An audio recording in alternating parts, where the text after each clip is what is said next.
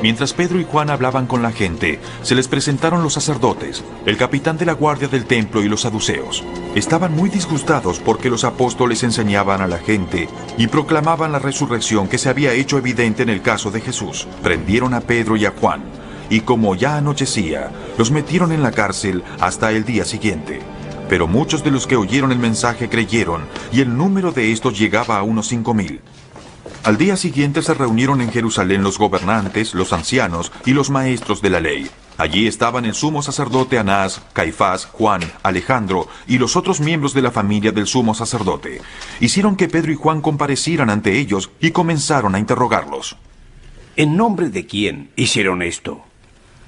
Pedro, lleno del Espíritu Santo, les respondió: Gobernantes del pueblo y ancianos, hoy se nos convoca y se nos procesa por favorecer a un inválido. Y se nos pregunta cómo fue sanado. Sepan ustedes, y todo el pueblo de Israel, que en nombre de Jesucristo de Nazaret, crucificado, pero resucitado por Dios, este hombre está ante ustedes sano. Él es la piedra que los constructores desecharon y que llegó a ser la piedra angular, donde se encuentra la salvación y en ningún otro lugar, porque no hay otro hombre bajo el cielo dado a los hombres mediante el cual podamos ser salvos.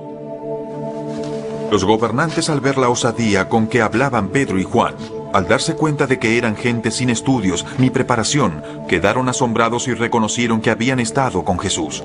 Además, como vieron que los acompañaba el hombre que había sido sanado, no tenían nada que alegar. Así que les mandaron que se retiraran del consejo y se pusieron a deliberar entre sí. ¿Qué vamos a hacer con estos sujetos?, preguntaron. Todos los que viven en Jerusalén saben que por medio de ellos ha ocurrido un milagro, y no podemos negarlo. Pero, para evitar que este asunto siga divulgándose entre la gente, vamos a amenazarlos para que no vuelvan a hablar con nadie más de ese nombre. Los llamaron y les ordenaron terminantemente que dejaran de hablar y enseñar acerca del nombre de Jesús. Pero Pedro y Juan replicaron: Es justo que delante de Dios debemos obedecerlos a ustedes en vez de obedecerlo a Él. Nosotros no podemos dejar de hablar de lo que hemos visto y oído. Después de nuevas amenazas, los dejaron ir. Por causa de la gente no hallaban manera de castigarlos. Todos alababan a Dios por lo que había sucedido, pues el hombre que había sido milagrosamente sanado tenía más de 40 años. Al quedar libres, Pedro y Juan volvieron a los suyos y les relataron todo lo que les habían dicho los jefes de los sacerdotes y los ancianos. Cuando los oyeron, alzaron unánimes la voz en oración a Dios. Soberano Señor, dijeron, Creador del cielo y de la tierra, del mar y de lo que hay en ellos. Tú por medio del Espíritu Santo dijiste, en labios de nuestro padre David, ¿por qué se sublevan las naciones y en vano conspiran los pueblos?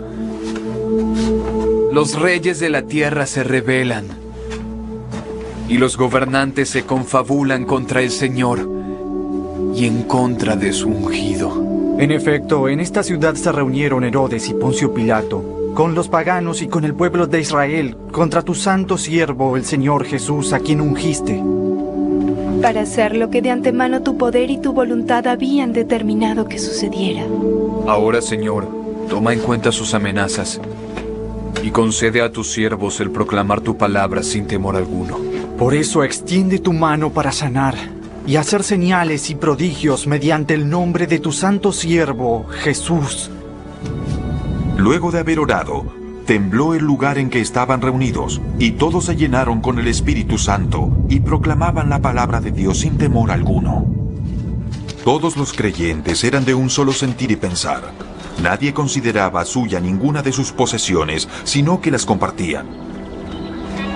Los apóstoles, a su vez, con gran poder, seguían dando testimonio de la resurrección del Señor Jesús. La gracia de Dios se derramaba abundantemente sobre todos ellos, pues no había ningún necesitado en la comunidad. Quienes poseían casas o terrenos los vendían, llevaban el dinero de las ventas y lo entregaban a los apóstoles para que se distribuyera a cada uno según su necesidad.